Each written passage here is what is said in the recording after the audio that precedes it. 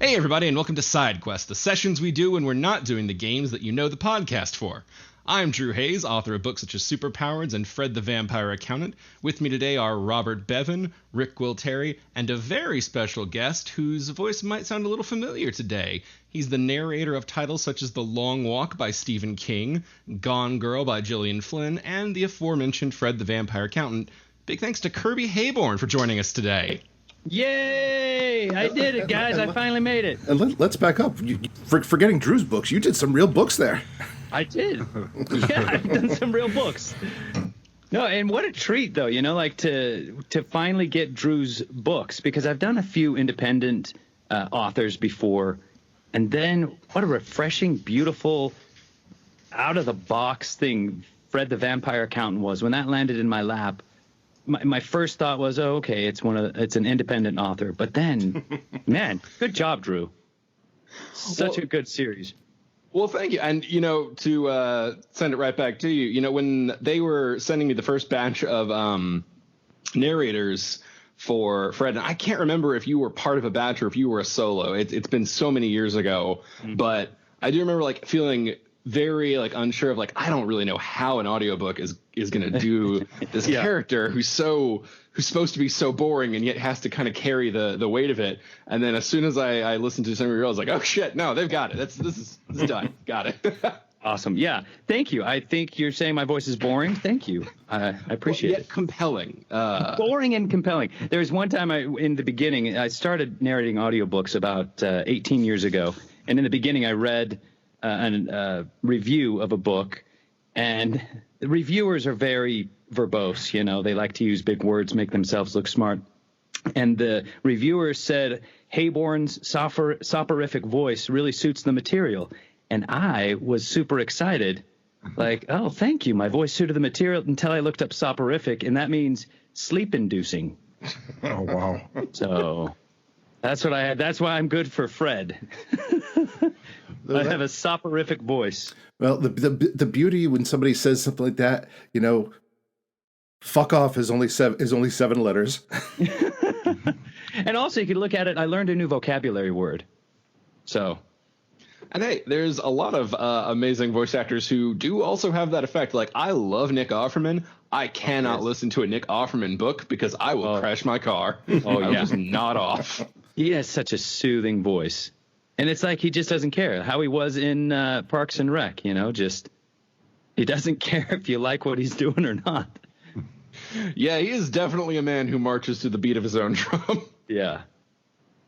Oh, but let's talk about you, sir, because I don't know if the guys even realize this. You are not only in the voice acting field. You're also a traditional actor, films and commercial spots, and also a musician. You've got some albums out. Yeah. Man, I do it all. I think, as you guys, I'm sure, have learned, when you're in an independent sphere, you got to put some people say as many irons in the fire. I say put as many irons in as many fires as possible. And then at one point in time, one of those fires will be hot, and you'll be able to feed your family. Yeah, that is outstanding advice for anybody in any sort of creative field. Oh, yeah. I appreciate that. I think the original metaphor works fine, though. Yeah. All in the same fire, all those eggs in that same basket. I'm just being a dick. Because you ruined my first question. I was going to ask you when you started this, and then you wouldn't said it before. Then. I think independent authors have we have it better because once we stockpile our books, we can just burn those in the fire instead. Yeah. Another Pears and Perils. Well, you didn't sell, but you'll keep me warm in another way. Exactly. And, you can eat the books, too. So with this COVID-19 going around, you can eat your own books. Not have to go out. You can use it as toilet paper. There you go. Yeah. I already told people, buy Bill the Vampire paperbacks. They're multi-purpose. There's no shortage of food at Costco. I just want to throw out here, Superpowers Year 4, the limit of size that a book can be printed. So. You do those huge, man. Yeah. That's awesome. I don't shut up in any format. Yeah, Drew is a 2-ply author. He's the Charmin of all authors. What I wouldn't give for that brand recognition. Oh, I know. No, but I also read, and it sounds like I'm just trying to kiss up to Drew, but I'm a huge fan, so I'm totally starstruck that I'm getting to talk with you and be a part of this. So thanks, Drew, and everybody else too. You guys are great. Thanks. But We've been relegated to like the first season of Gilligan's Island and the rest. But I don't know if you guys have read his book. On do you guys read each other's books? Some. I don't even know. Maybe Sometimes we all underqualified write advice. a lot. Man, let's make a plug for that. Underqualified advice. I've done a lot of kind of self-help or how-to books. I even did. How cool is this? I did Jim Henson's biography, which is we'll talk about that in a second. That's amazing. Whoa. Big, huge dream come true. But underqualified advice like I was taking notes. It works for me as an actor. Even as a dad, it like works for everything. It isn't just for authors, and then great funny stories to break it up so it isn't boring. That is one of the best how-to books ever, Drew. Oh wow, thank you, man. I really appreciate that. I was going cheap and just reading his blog. That's the thing. That's what when I hear a book is coming out, sometimes because I am pretty cheap and I don't want to have to buy the book, I'll email a publisher and say, hey, I'd be interested in narrating that. So I get the free digital copy. That's what you do. That's smart. Hey, use those connections. But so let's talk about a little bit where Bevan kind of brought up so you've been in it for 18 years, but how did you get started in voice acting? Because it's such a unique profession. It is. And especially narration. There's a small group of working narrators. And I did a play in Los Angeles 18 years ago where the sound designer was doing a favor for the screenwriter, who is also an author. And I didn't know this at the time, but a sound designer for a play is just the guy that turns on the rain sound. It's not a very important job, but it does color it somewhat. Anyway, at the end of the production, at the end of the run, the sound designer came up to me and he said, oh, hey, I happen to be the executive producer for Penguin Random House audiobooks. You've got a very soporific voice. Just kidding. You've got a youthful voice. Have you ever done an audiobook? And I said, what's an audiobook? And he said, like a book on tape. And so I said, no, I'd love to. So I did that. And then one book led to a second book, led to the third. Then I started winning some awards for audiobook narration. And then fast forward to today, I've narrated well over 700 books. Jeez Louise. I'm like, I'm a factory. I read every single day. It's the greatest gig in the world, guys. I get to read. Right now I'm reading a book on cats that fight. It's fun. Like in little ninja outfits or like rings? It's kind of like Watership Down, Okay. Yeah, interesting. But anyway, so now I've been able to build my business kind of how you guys have to, it's the consistency. It's always being in the right place or in front of publishers and stuff and letting them know what you're up to. And just like any, I think, artistic endeavor. And now it's great. I read for everybody from Simon & Schuster to Penguin Random House to Harper to the independents like through Tantor. And I've got books all the way, all the way through June. I'll be reading books. Now, I got a question. Excuse me. All right. My only experience with audiobooks is through ACX, independently making my own. Yeah. Now, I understand you work with a lot of big names, big companies. You get hired by Tantor and all that. But when you're doing indies, from what my understanding is that known voice actors or narrators such as yourself would tend to scoff at a royalty share. But I would think with the volume you're producing, that would be like just planting a lot of seeds and maybe a few of them take off. What are your thoughts on that? Yeah, I've done a couple. Oh, and for me as a narrator, it's not worth it. Because once you get to, I'm not saying that I'm at some great level, but once you have as many titles as I've done, and I'm a certain voice that publishers look for, this is a union gig for me. So I get paid union wages, which are nothing to scoff at. You know, I'm not driving around a yacht or anything, but I can provide for my family, and I get to not have to look at anybody ever. I have a 4x6 isolation booth that I stand in all day reading. I don't have to talk to anybody, and it's great. I'm going to say.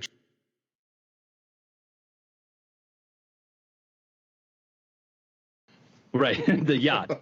Well, that's the thing, though. I mean, like, if I had it all to do all over again, man, I wish I would have just paid my narrator up front, because those guys are getting half of everything I make. But at the end of the day, this is interesting because it goes with underqualified advice. You want to know how things work, and maybe in 30 years when people are playing back this podcast and reminiscing of the good old days and whatever happened to Bevan. They'll want to know that things might change, but like a union contract, you make anywhere as a narrator $200 to $300 an hour, which isn't anything to scoff at. But at the end of the day, like Bevan, if you were like a typical book of yours is like 6 to 8 hours, right? Like you're not doing superpowers. No, but I mean, I think my smallest one was like 8. Yeah. So then you could pay the narrator $1,600 and it's done. They walk away, and you get a top narrator. Right. You know.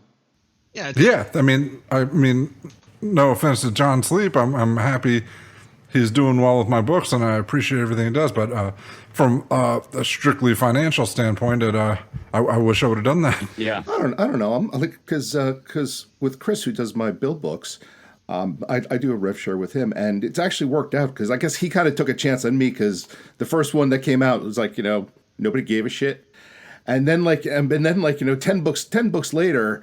I'd say he's probably earned considerably more than he would have hourly. But something, I'm kind of happy to share because it's like he's kind of come along with me on the journey. So let me ask you this then: do you give him like a stipend too? Like, do you pay him $100, or is it just completely 100%? Well, in the very beginning, ACX used to give stipends, so they would actually do that. So that was kind of an enticement to get people to do more rev share stuff. But after that, after they stopped, by that point, the books were kind of like earning out, so it was kind of like a known investment. Right. So yeah, it's just pure rev share.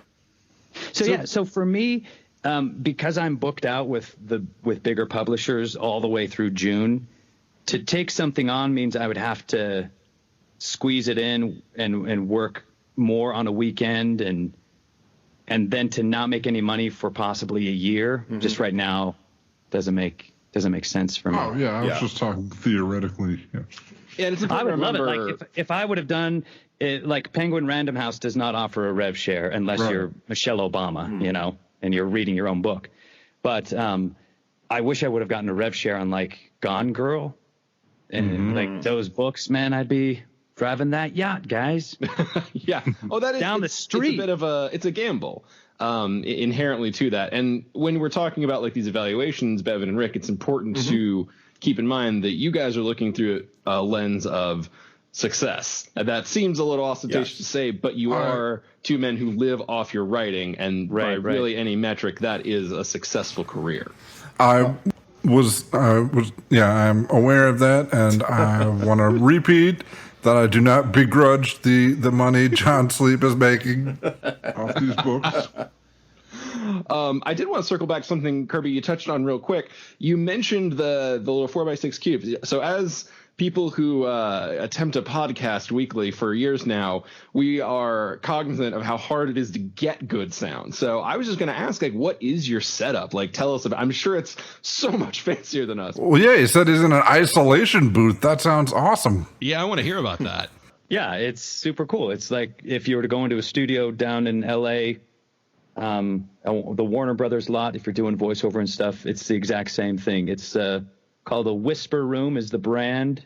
It's a brand of isolation booths. Then I have a bunch of batting around, what are they? They look like pyramids that bounce, make it a really dead sound in here. And then I have just a Mac Mini that I use as kind of a hub that I go out to an external hard drive.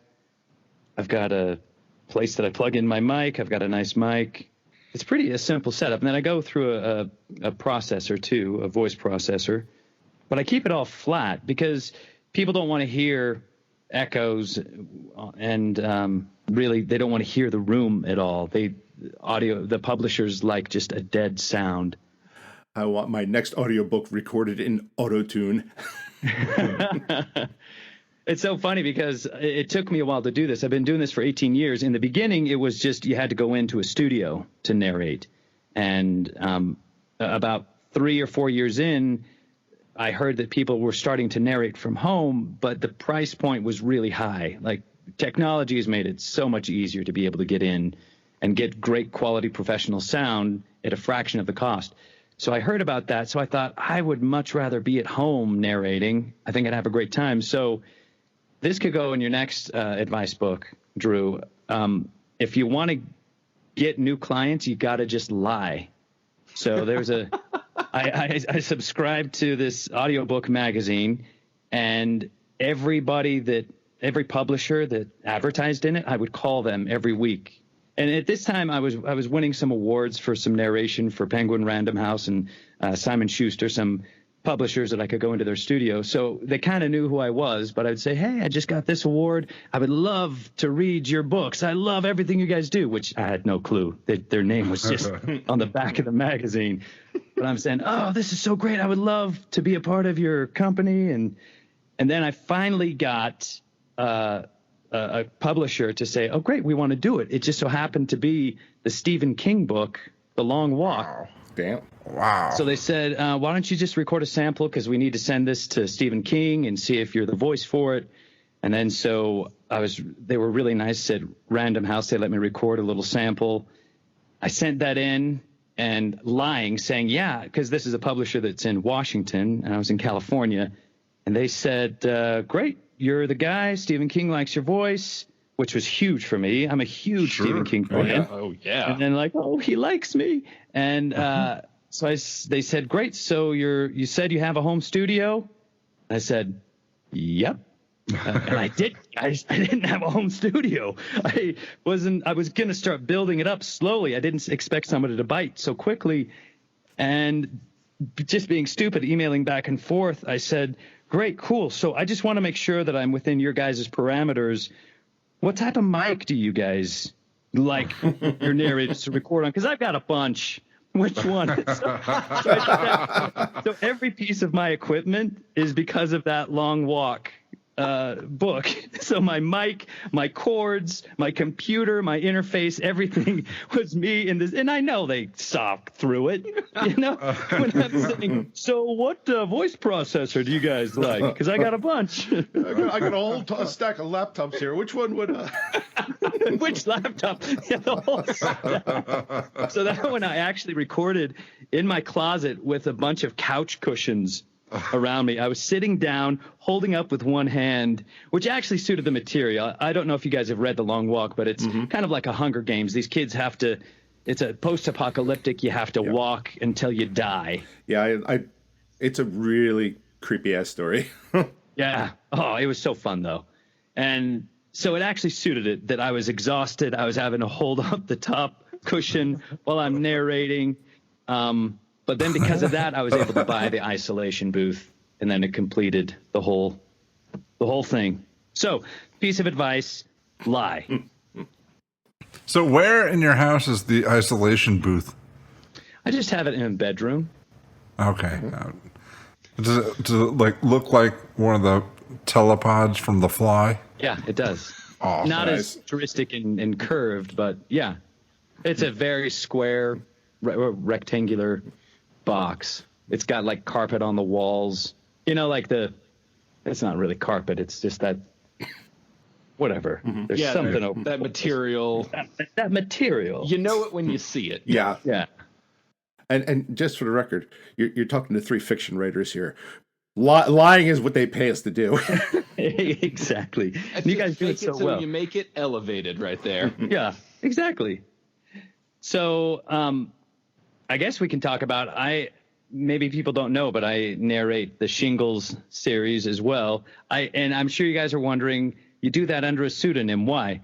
Because I also narrate books like Charlotte's Web. And people that listen to me doing Charlotte's Web. What, you know what goes to the Hooker Alley next to that? They're fun to read, and I love them.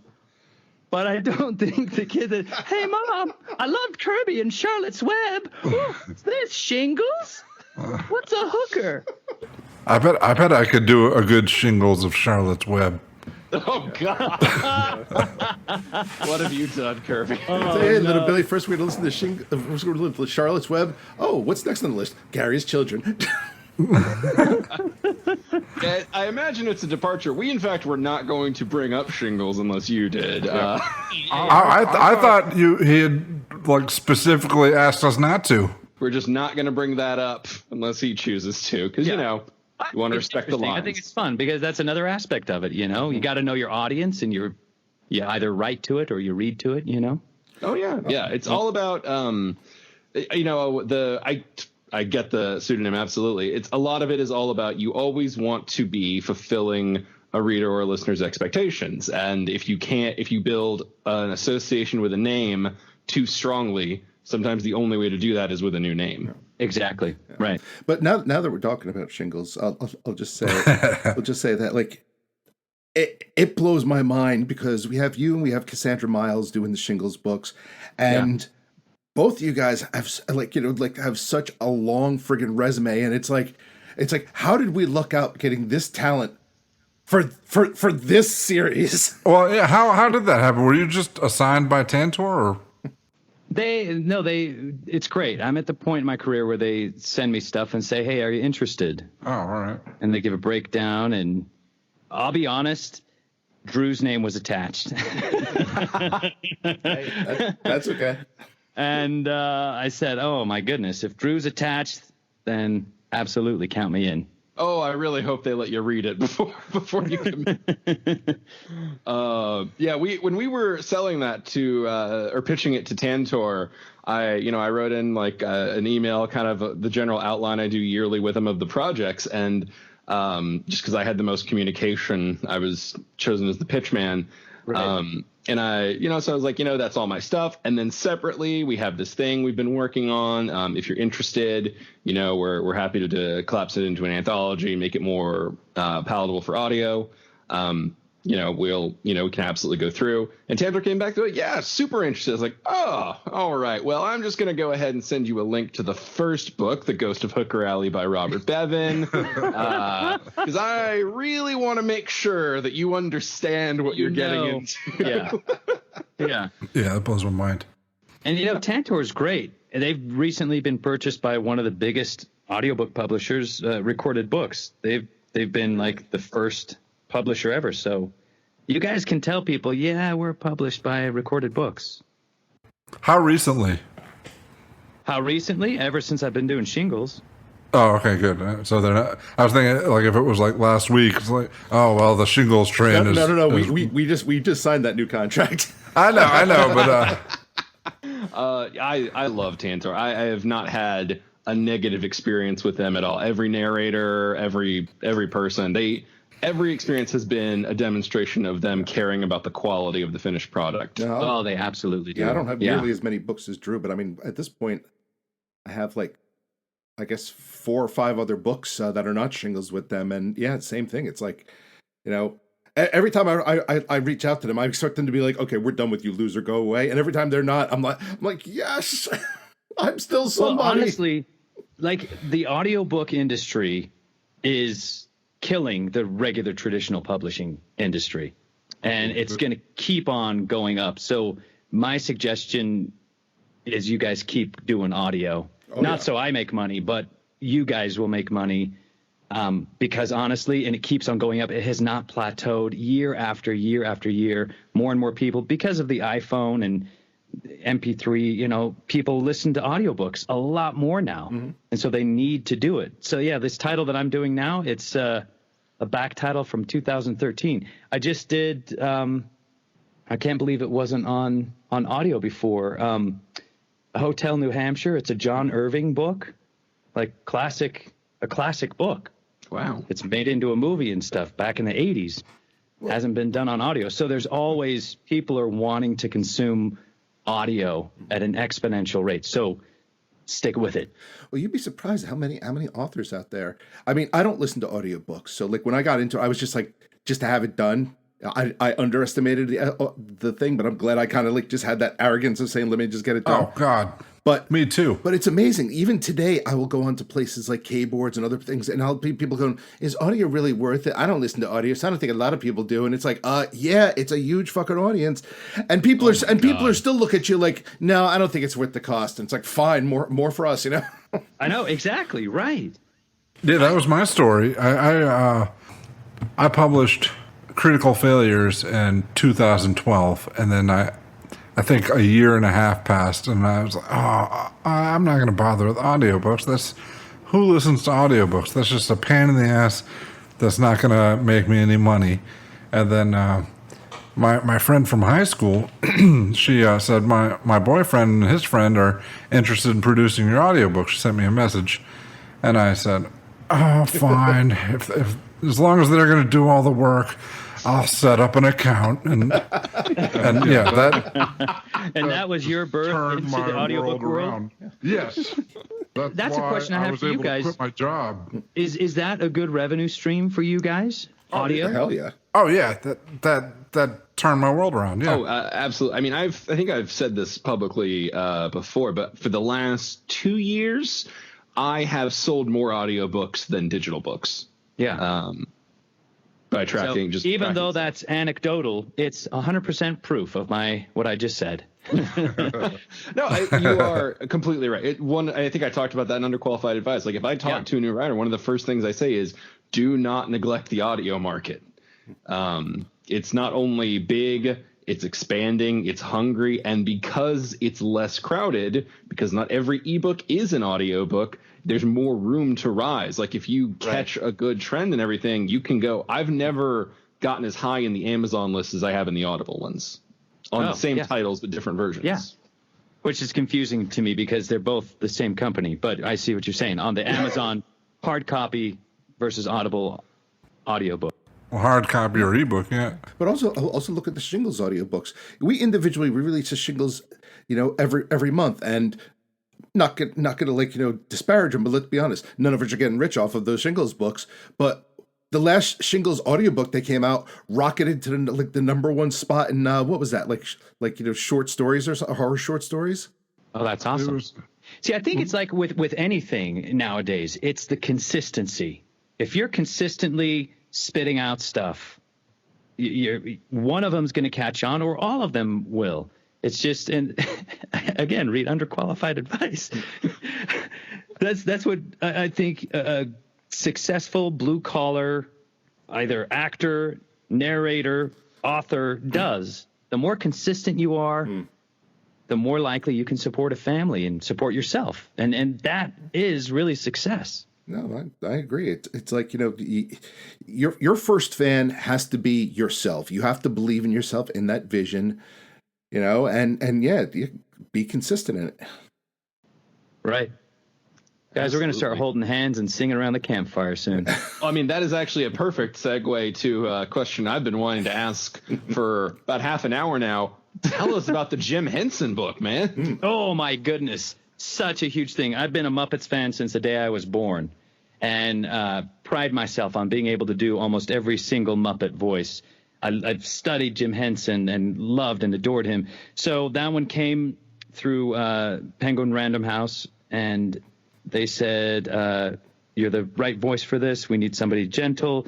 Do you like the Muppets? And I was like, what? I love the Muppets. So I read, and they had to send it off to the Henson estate, and they had to approve it, and they did, and they liked it. and then I got to read it. And it's so funny because my family were from Wyoming and southern Utah, which are both very hick areas in the United States.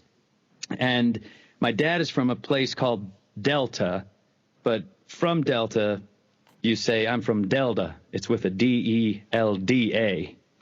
And Jim Henson happened to be from Delta, Mississippi, but he said Delta.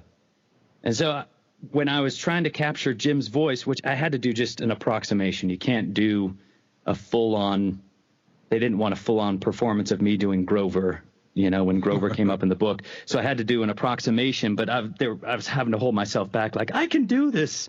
I want to do Grover.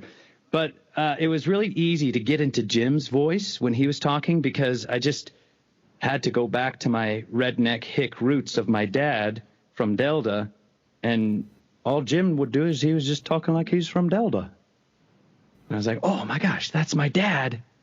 And it was a beautiful, beautiful thing. One beautiful thing about Jim is he loved so hardcore, so many women. At his funeral, they had a whole row of his mistresses. Oh God. But they all felt so loved by him. It wasn't like it's weird to say, it wasn't like a sexual, although it was, or just a carnal type thing. It was, he had so much love in his heart that he loved all these women. It's a beautiful book. I cried at the end. Man, it's just, are you guys Muppets fans? Oh, fuck yeah. Oh, yeah. I literally added that book to my Audible queue while you were talking. Yeah, man. It's so great. The coolest thing is I heard from Penguin Random House that Frank Oz listened to it. Oh, and shit. I know. And here I am doing Grover, like, oh, God. But he loved it.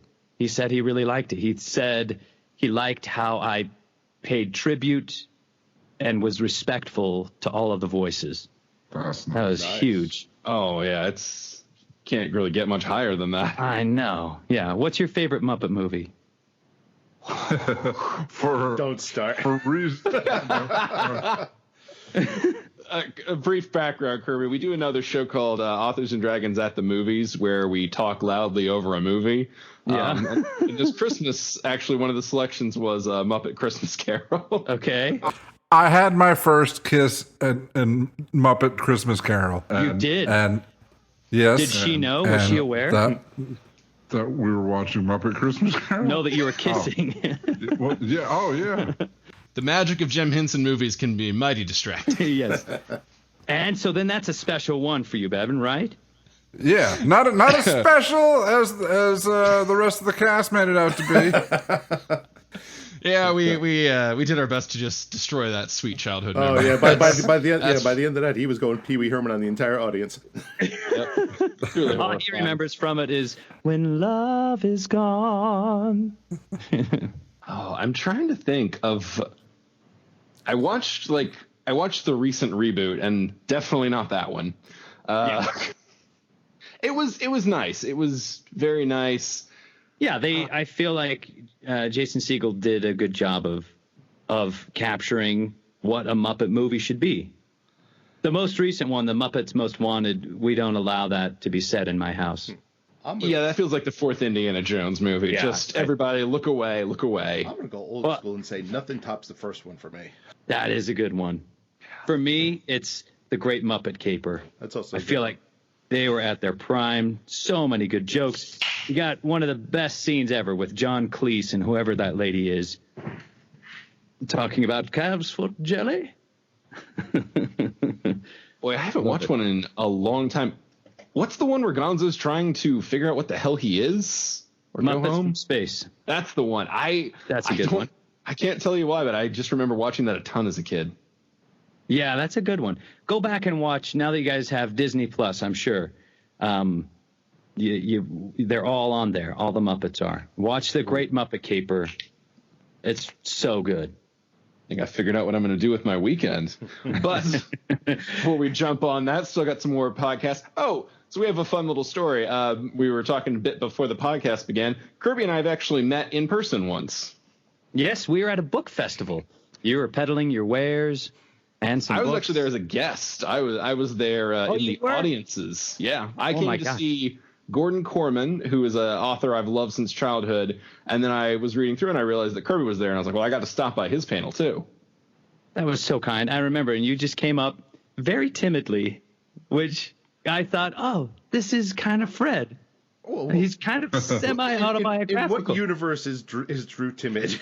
Yeah, because I have a very different recollection of that meeting. You do? No, man. You came up and you're like, hey, I'm Drew. That was it. And he just kind of like looked at me for a second, like Drew, you were still Drew. doing the meet and greets. And because I had told you I was coming, and I was like, oh, right. There is a running gag of no one realizing that I'm me in public. Because if you listen to Fred or you read Fred, I'm not what you're physically picturing. Yes, you're very not what I was picturing. So it's like I walk up and I'm like, hey, man, I'm Drew. Hey, nice to meet you, Drew. Drew Hayes. I write the Fred book. You got this is the thing, though. There was a line of people. It was like a meet and greet, and a lot of people are coming up. What's Hey, on me? yeah. So I'm Drew. Hey, Drew. Hey, Drew. You want me to sign your baby or something? What do you Let me need? call A lot security. of enthusiasm for a panel guest, buddy. Yeah. Nice. No, but it was so great. And I remember either I was leaving that night on a plane or I had something I had to go do. But this is the type of guy Drew is. So nice. He said, hey, do you want to go out and get drinks? Or first time we've ever met. And he's already saying, hey, let's go out. Super nice guy. I do love getting to meet the people I work with, especially ones who've like done long running ones like Kirby. Because I mean, at this point, you pretty much are the voice of Fred. And after underqualified advice, a lot of people probably just think you're my voice, which is I know. way better than the real deal. So I'm good with it. That just made me think because I love my job as a narrator. I hate books with unnecessary abundance of characters. So there's sometimes and you don't have this problem, Drew. You're great. I have all the characters written down, and I know from book to book.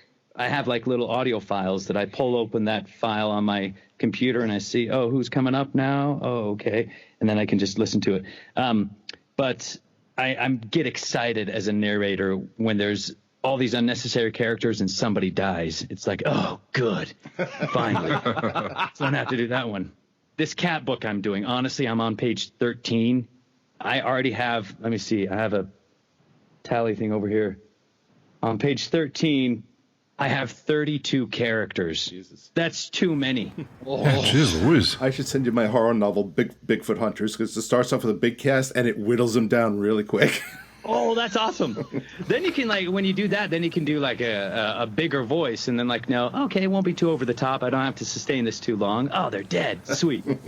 Yeah. Oh, that was actually leads to another question I was going to ask you. As someone who has overcommitted to a voice that hurts my throat and immediately had to bail on it, but you know that might be harder for you over the course of a book series. So I was going to ask, what's the hardest voice you've done? Whether it was just hard to get perfect or just took a big toll on the vocal cords and you committed to something and then they became bigger in the series. You're like, you son of a bitch. Yeah, it was Gideon for me in the vampire books. He's very low, and I have to shape my mouth differently. And so my tongue gets tired, the back of my tongue. But I thought, he's a dragon. That'll be cool. And then, oh, crap, he's not dying. Oh, no, he's in another book.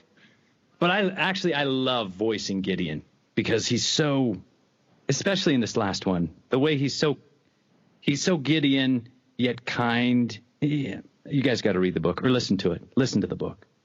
But that's a voice that I love doing, but also, man, I have to stop after I do a scene with him. And it's not that it's hurting my vocal cords, just the way that I curl my tongue in the back of my mouth to get that lower. It's tiring. It's incredible, man. Yeah, I it's know. amazing. Yeah. That sort of talent. It's like a whole different person just jumped onto the podcast for a second there. It is fun. And kids listening at home, that's why voice acting is a specific artistic field that you can't just do. That's why you should not narrate your own books, people. Books. Oh, Yeah. God. Oh, have you guys done that? No. I've had people who were there was a little bit of fan interest, mostly from the A&D fans who actually know my voice, to see if I was going to do underqualified advice myself, because that is obviously that would have been it was very self-specific, but it's also, I also know the limits of what I can do, and I have dealt with this enough to understand a modicum of the effort it takes to produce quality vocal, not audio quality. I've never gotten to that point, let alone, but like just to do the levels that we hit is such much work and so much, I don't know, effort to do right. My philosophy has always been, I want the best person possible reading my book. Exactly. And it's never me, because I don't have that level of skill and training and talent. Like, it's just, I would way rather a professional voice actor do it, because you're gonna do a better job. 100%. I mean, I've done like chapter readings for my YouTube channel or so, and even if I was full of myself thinking that I could do this, listening to myself afterwards is enough to like convince me no. But I can see, though, and I'm glad I got to read Underqualified Advice, because I love Drew's stuff. But I could see if I could see somebody saying, "Oh yeah, Drew, you should read this," because I think you would add maybe some little snarkiness on things that you really understand, because you lived it, you know. I can see some of it. A lot of it's also fictional. Well, one of our guys, Steve, who's not here tonight, he did this book, the Totally Legend of Brandon Thighmaster, which is based on his character from the podcast, and he did a special version for I believe the Patreon, which was, he had a professional narrator do it, but he dubbed in whenever his character would speak. Oh, that's awesome. That's a lot of work, though. Hunting and pecking and getting that punching in right where he does that. Yeah, he did it. Yeah. So that brings up a question for me. Do you guys do Patreon? Yes, we do. This is actually a Patreon-supported podcast. In fact, side quests began because we hit a Patreon goal like a year or so ago. That's fantastic. Thanks, Patreons. Yeah. What do you guys call your Patreon patrons? Oh, Junior Adventurers is our general term for listeners of the podcast. It goes to a character that Rick has. That's his character in disguise. It's a deep cut. It was basically my character just being insulting to the other characters, and somehow that stuck for our fans. That's great. So it's a Patreon as Authors and Dragons, and in fact, Steve, the guy who did the editing thing, he edits the podcast for us. He's probably more comfortable with the hunting and pecking with a little practice. Oh, so he's done it before. So then that is a pretty new thing, right? Like everything is, I feel like technology and the way things are crowd-funded, that lends itself to being able to be a successful author nowadays. It kind of, you're like the Michelangelos back in the Renaissance era, you know? Somebody would pay him to paint something. That's how you... I picture myself more like the David, Bevan says. That has to open up just you being able to say, all right, I've got these fans that I know who I'm writing for. They're supporting, right? How long has that been going on? So the podcast Patreon is sort of its own thing in that everything we make on this gets funneled back into the podcast itself. It pays for the hours that Steve spends editing. It pays for the comic pages we produce. It pays for a lot of the side fun stuff that we provide for the fans and listeners. So this one doesn't generate profit. Everything we make goes right back into making the project better. But for your writing, can people participate in as an individually? Individually, yeah, like as an author. I have one that's left over from my web serial days, and I never took it down because I didn't want to take away the perks if people liked them. But I have it set to the lowest thresholds and everything. I definitely know there are people who make a living off of Patreon who are authors.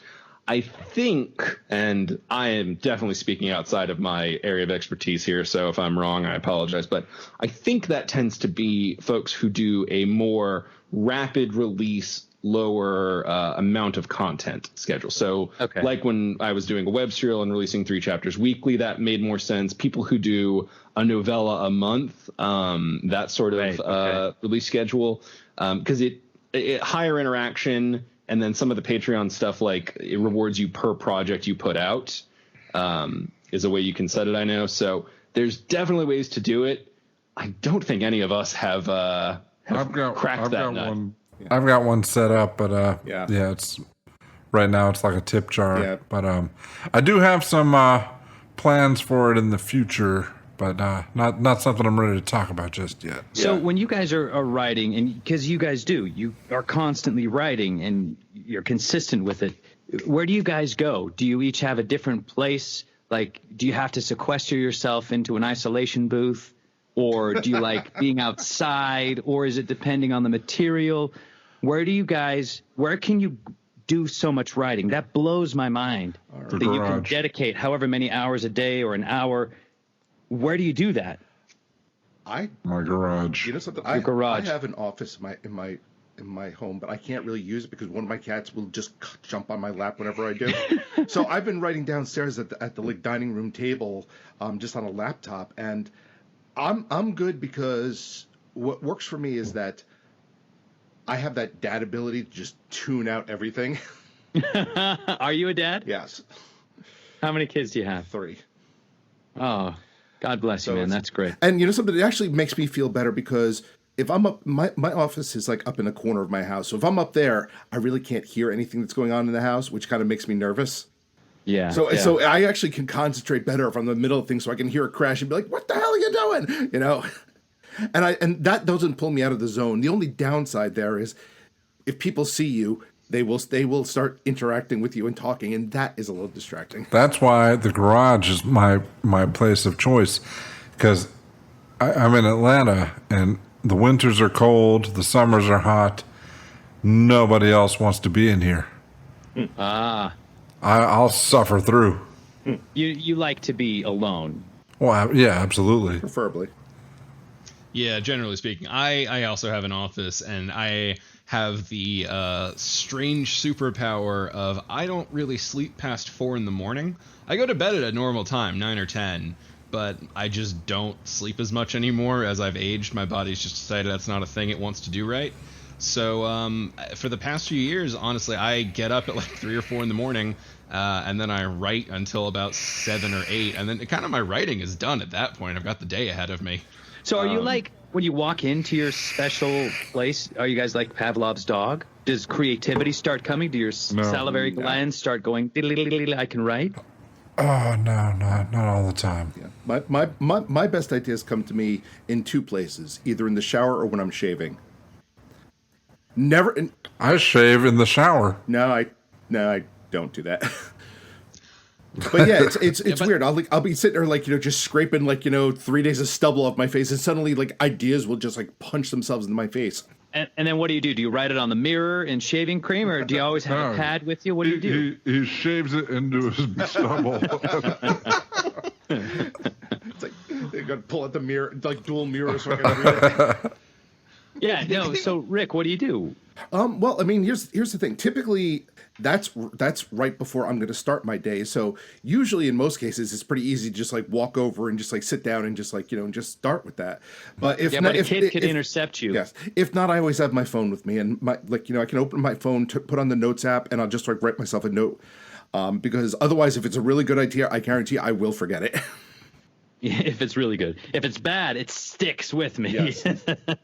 I mean, actually, yeah, a lot of the Shingles books can attest to that for some of them. Mm-hmm. I had a Quantum Leap pun stuck in my head for 3 years that I finally got. And I loved it. That was so funny. And I thought, man, Drew, you could tell that's something that he's been waiting to spit out. It worked, though. It was so good. Oh, thank you, Matt. So for, the creativity part, I think when I use my office for a lot of other stuff, not just writing, so it definitely doesn't associate with that. But when I come in to write, I'm kind of like, I've got a game plan. I know what I'm here to do at that point. My creativity time is more, I like to just walk my dog, and then I'll go for a few miles myself, put on music, and just think about whatever plot I'm currently working on. Yeah. And that's kind of my process. Isn't that such a great gig? You guys could be selling insurance or something, Sitting in a cubicle trying to sell life insurance, and here you are. That's amazing. Freezing my ass off in my garage. But wouldn't you rather be doing that than having to? Yes. Oh, yeah. Your so garage. That's so great. So then, being so disciplined, does that spill over into any other aspect of your lives? Like, do you guys eat well? I hear some chuckles already. Do you Well, exercise? I do now. Yeah, because I got diabetes now. So that changed things. But What an understatement. well, as far as exercise and eating well, yeah, I wouldn't attribute that to the writing though. Yeah, I mean, Rick, are you fit? You know, well, not right now. You know, it comes and goes for me. I'm kind of like OCD. So if like sometimes it will get like there'll be a trigger thing where it'll get in my mind where I'm like, you're disgusting. You need to work out. And for like 6 months, like to a year straight, I will kick my ass into shape. But then once that like leaves me, it'll just be like, ooh, a whole box of Krispy Kremes, all for me. You know? But you worked a whole year for that. You deserve it. Yep. And so work a year and then ruin it in like 2 months. Yeah. What about you, Drew? Are you fit?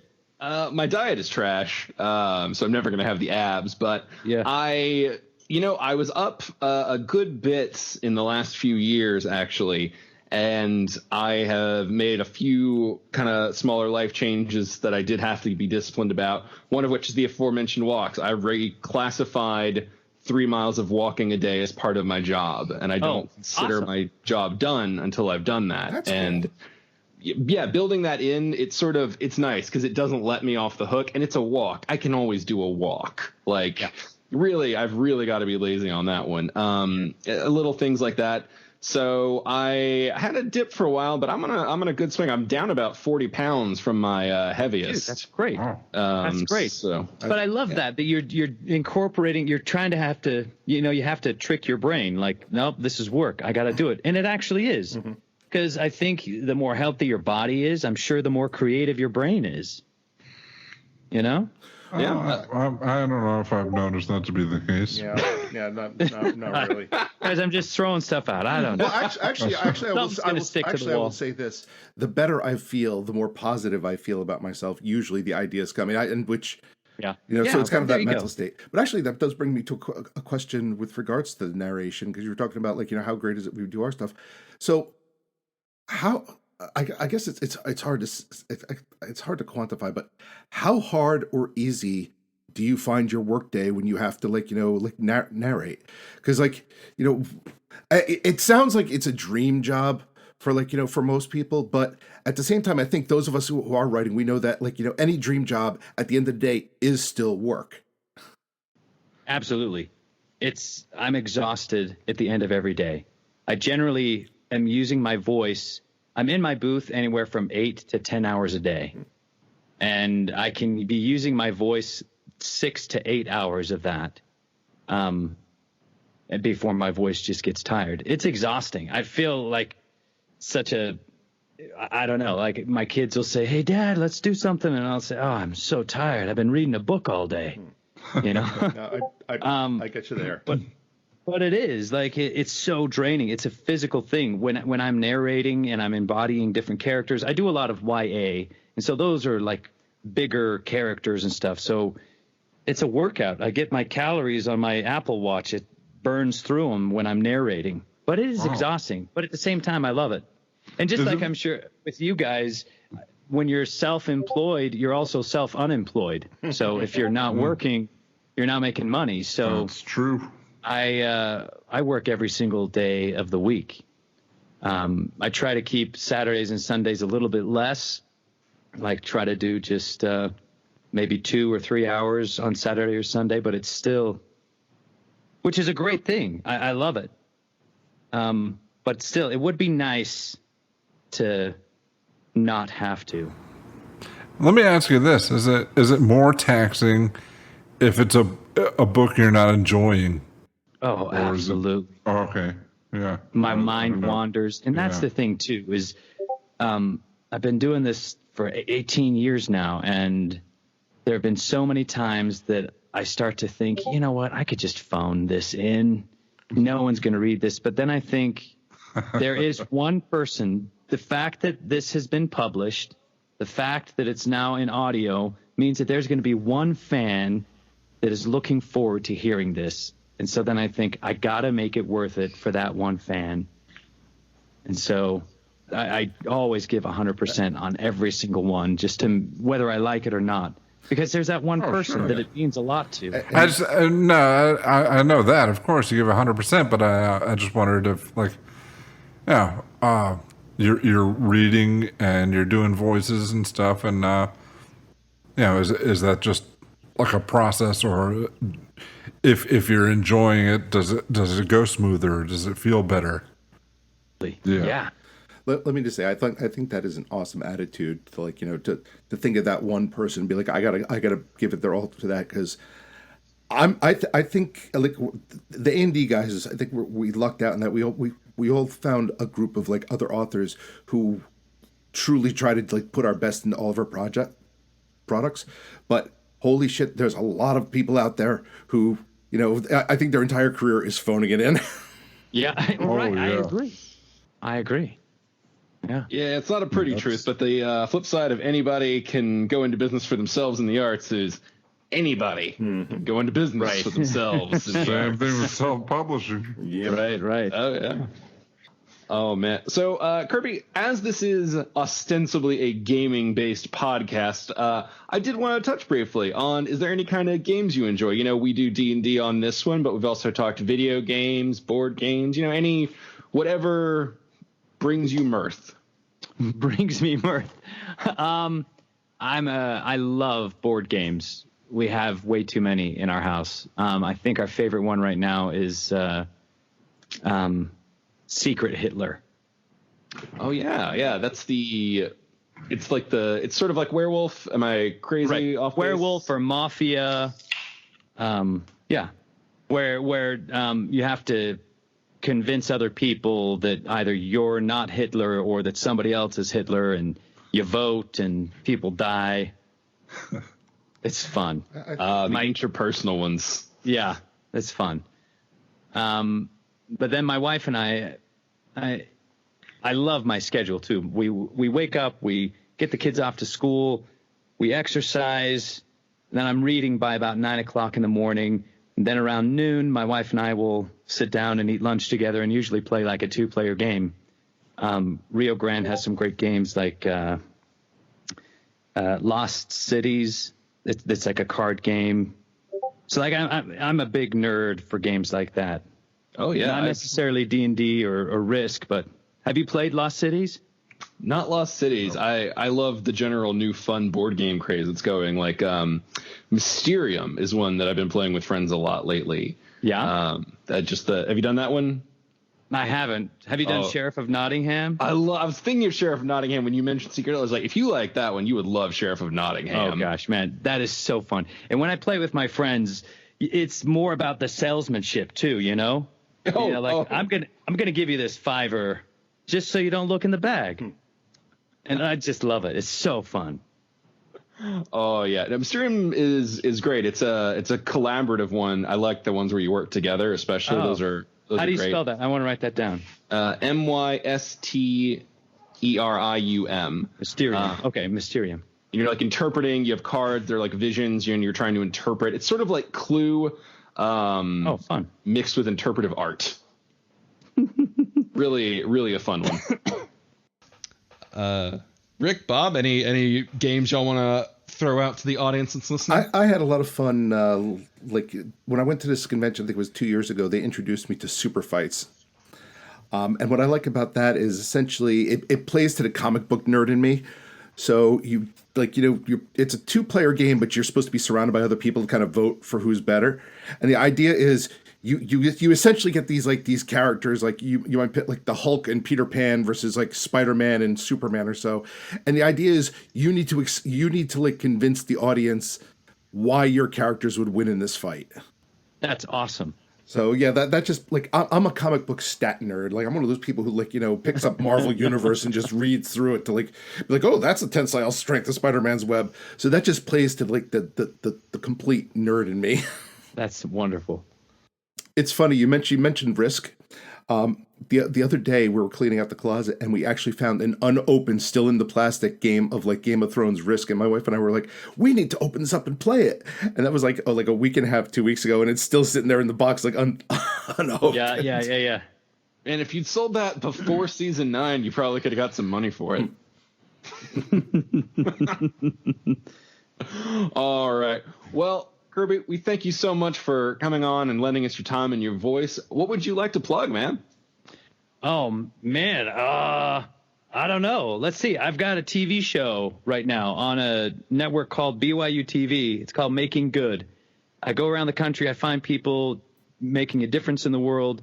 I join up with them naively thinking that I can do what they do.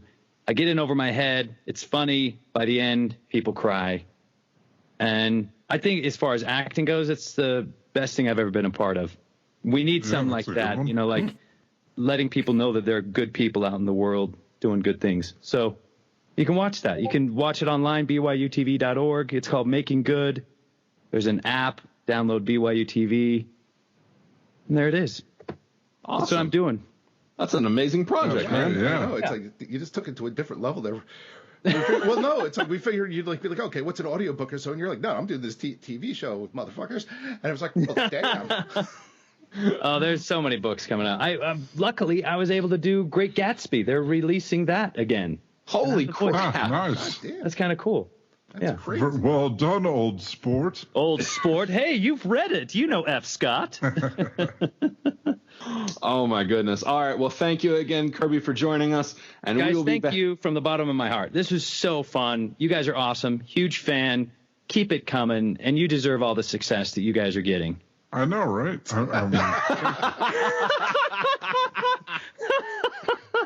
All right, folks, that's going to do it for us here. We will be back next week with a regular episode of Authors and Dragons. Until then, bye. Bye. Bye.